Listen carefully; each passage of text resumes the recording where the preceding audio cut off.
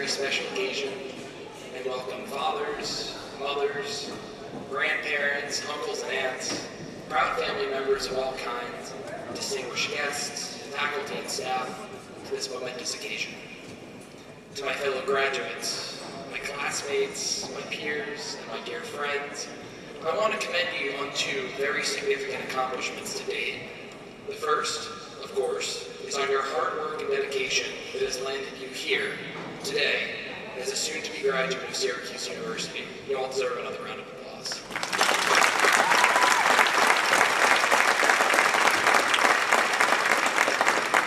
The second accomplishment, equally as impressive, is for making it halfway through this long weekend without completely disowning your family.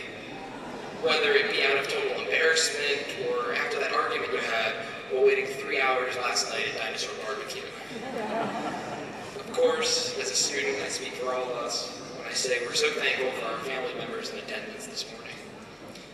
Now lately I've been thinking quite a bit about what I've done to deserve the honor of addressing all of you today. I certainly don't have the highest GPA on this array of scholars in front of me, nor have I had the richest experience out of anyone in this group. This class, an incredible collection of future scientists, writers, philosophers, and policy shapers. We have students sitting amongst us today who have traveled throughout our world in a tangible effort to make the life of even just one person better. Far too often, these students aren't recognized for their notable accomplishments. Far too often, the work completed by you, class of 2013, isn't the most glamorous or flashy.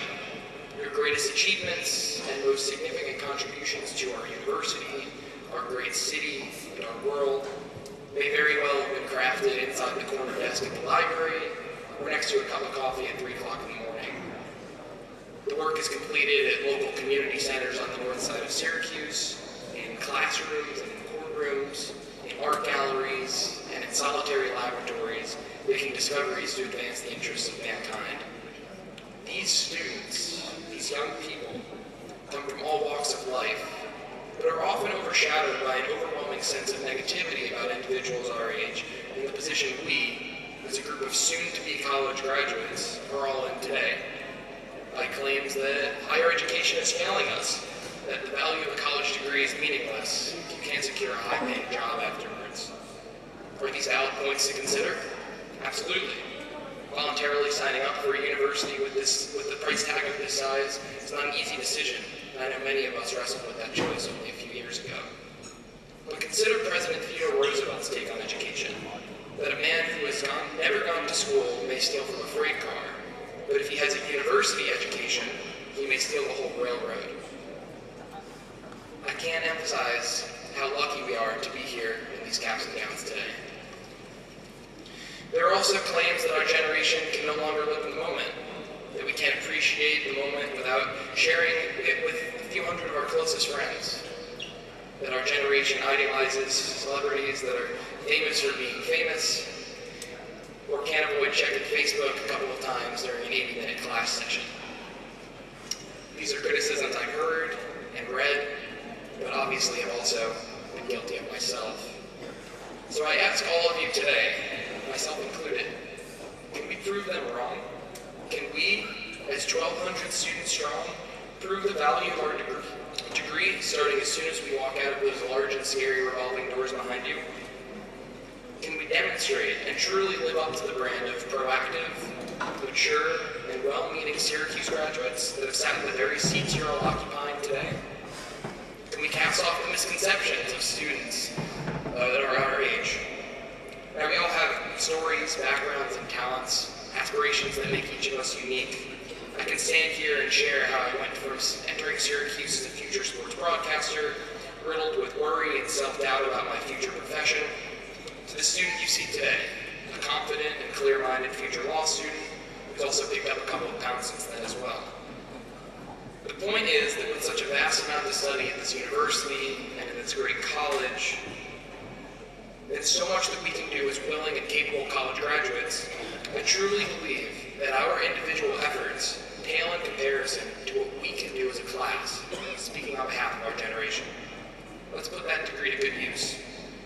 Now, none of us will leave the dome today or tomorrow entirely transformed or with a completely new outlook on life.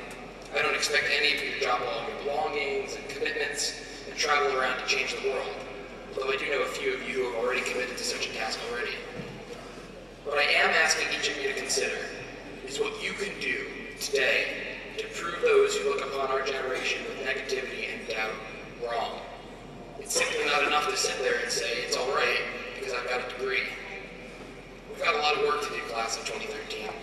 Walk out of your front door and you'll find a myriad of issues just waiting to be tackled by an SU graduate with bright eyes, large aspirations, and a capacity to work late nights. After all, as Abraham Lincoln once said, you cannot escape the responsibility of tomorrow by evading it today. Our collective efforts, I assure you, will be tested as soon as you move out of your dorm room or apartment and head into the next phase of your life. Again, I don't expect any of you to know your path at this very moment. That'd be unfair considering I don't know where life will take me next. What I do know is that with a malleable mind and an open heart, we can commit to treat each other better and start to make positive changes in the perception of our generation. We can learn how to shake a hand firmly and how to have a conversation with someone while looking them in the eye instead of glancing at the screen of a cell phone. We can commit to pay more attention to the number of causes we feel passionate about, rather than the number of Twitter followers we may have. I'm at just over 600. We can move forth boldly on new paths and initiatives using that 21st century degree you'll all be grasping in just a few minutes, while still paying close attention and respect toward our past experiences and our values. Simply put, we can look back and act forward. So, class of 2013, what will you do? As the former and now late New York City Mayor Ed Koch once said, the fireworks begin today. Each diploma is a lighted match. Each one of you is a fuse. Take that to heart, my dear friends, and let's all start this next chapter in our lives together, lighting the sky the color orange. Thank you again, and congratulations.